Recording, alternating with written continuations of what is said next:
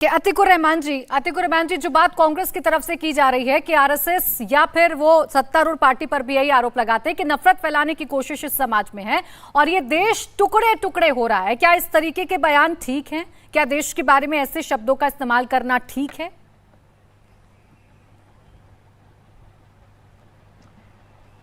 प्राची जी, मैं समझ रहा हूं कि जो आईना दिखाने का काम कांग्रेस पार्टी कर रही है, वही चीज जब हम एंटी-सीएए प्रोटेस्ट कर रहे थे शाहीन बाग और मुंबई बाग में, और हम जब संविधान के प्रियम्बल को लोगों को पढ़कर सुनाते थे, युवा हमसे पूछते थे कि आखिर हमारी मुख्य धारा की parties, anti BJP parties, opposition इन चीजों को मुद्दा क्यों नहीं बना रहा है।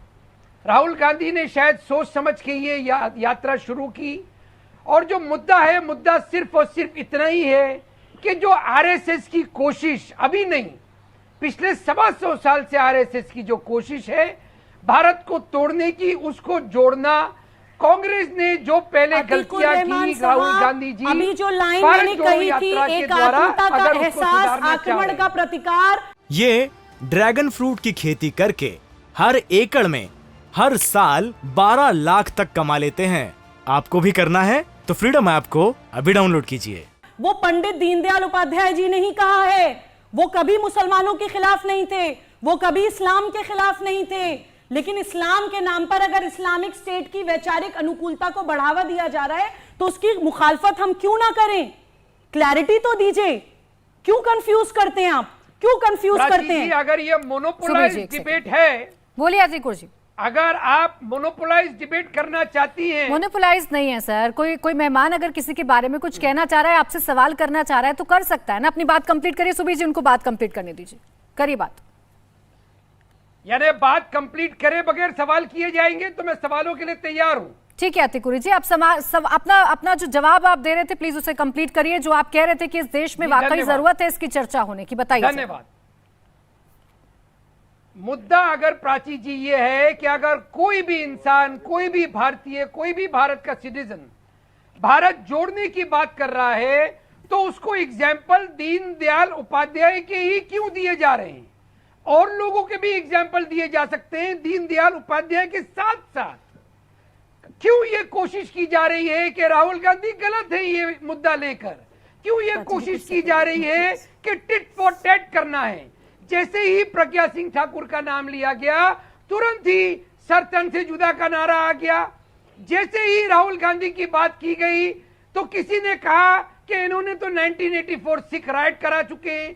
ये टिट फॉर टैट की राजनीति में इस आग में कब तक के देश उलझेगा? नहीं तो अतिकुर रहमान जी, एक बात मुझे बताइए, जो बात मैं अंशुल जी से पूछ रही थी, ये देश में टुकड़े टुकड़े हो रहे हैं, इस देश के टुकड़े टुकड़े हो रहे हैं, आप मुझे समझा पाएंगे कि कहां से आपको लग रहा है कि इस देश के टुकड़े टुकड़े हो गए? आप मुझे एग्जाम्पल दे पाएंगे, समझा पाएंगे मुझे? Very good question, very good question. जब 370 को लेके पार्लियामेंट में यह कहा गया कि कश्मीर में 370 स्पेशल स्टेटस रहते हुए तरक्की हो ही नहीं पाई, दूसरे दिन टाइम्स ऑफ इंडिया ने छाप दिया कि अगर कहीं पर सबसे लेस इन्फेंट मोर्टेलिटी है तो वो कश्मीर में है, सबसे ज्यादा अगर वहां की महिलाएं पाई जाती हैं जहां पर कोई ऐसा लक्षण नहीं है जो उनको किसी तरह का मेडिकल प्रॉब्लम हो, वहां पर कश्मीर में सबसे best of the best medical facilities पाई गई, सबसे बेस्ट। अरे सर 370 को लेकर थोड़ी ना चर्चा कर रही हूं मैं। 370 हट गई सर इस देश से, इस बात को अब एक्सेप्ट करना पड़ेगा। और 370 हटना कितना जरूरी था ये देश जानता है। आप बार बार उसी एग्जाम्पल को लेकर क्यों आ जाते हैं? और उसका क्या मतलब है देश के टुकड़े टुकड़े होने से? अंशुल जी, लेकिन नहीं, आप अंशुल जी चाहेंगी, अंशुल जी, सवाल करने से पहले सवाल टुकड़े टुकड़े को लेकर है, सवाल उस शब्दावली को लेकर है जिन शब्दों का इस्तेमाल आपके नेता कर रहे हैं। आपको नफरत मिटाना है ना, तो आप प्यार से और मोहब्बत से मिटाएंगे। और इस शो में जो ये भाजपा के जो तर्जुमान हैं, इन्होंने जो शब्दों का प्रयोग किया, वो तो एक उदाहरण ही हो गया ना कि क्या हो रहा है इस देश में और किस तरह के शब्द का इस्तेमाल हो रहा है। अरे आप बोलने दीजिए ना, आप बीच में मत हंसिए। सर ऐसे शब्दों का इस्तेमाल मत करिएगा सर। मैंने कभी भी ऐसी बातें नहीं कही। मुझे देखिए बताइए मैंने ना, कुछ भी नहीं सबको कहा, बता मैंने दीजिए। बिल्कुल जो लफ्जों का था 10,000 उसको पूरा निर्दोषों का नियंत्रण रखा नरसंहार है। करने पर लेकिन अट्टहास आप ऐसे करने वाले देखिए अपराधी के लिए बर्दाश्त क्या कहें? देखिए इनको बताइए कहिए ना मुझे, आप तो प्रेम शुक्ला जी एक सेकंड कंप्लीट करने दीजिए, अपनी बारी का इंतजार कर लीजिए। प्रेम शुक्ला जी रुक जाइए। हम जिनके बारे में बात कर रहे हैं कम से कम ये तो सोच लीजिए कि वो भी संवैधानिक पद पर बैठे हुए थे, देश के पूर्व प्रधानमंत्री हैं।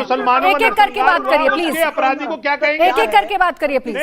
अंशुल जी प्राची जी जरा इनसे पूछिए, गुजरात में नरसंहार करने वाले को क्या कहेंगे? नरपिशाच कहेंगे? क्या कहेंगे? जाइए, एक मिनट रुक जाइए। कालीमूल जी प्लीज, कालीमूल जी प्लीज थोड़ा सा शांत हो जाइए। और प्रेम शुक्ला जी प्लीज, मेरा सवाल अंशुल जी को लेकर है, मुझे जानने दीजिए देश कैसे टूट रहा है। अंशुल जी, और प्लीज ऐसे शब्दों का इस्तेमाल मत करिएगा। शांत हो जाएं। मैंने इनके ऊपर कुछ नहीं कहा, मैंने कहा कि अपने शब्दों पे नियंत्रण रखें, बस इतना ही कहा। देखिए तो देखिए अभी भी बोलते जाएंगे।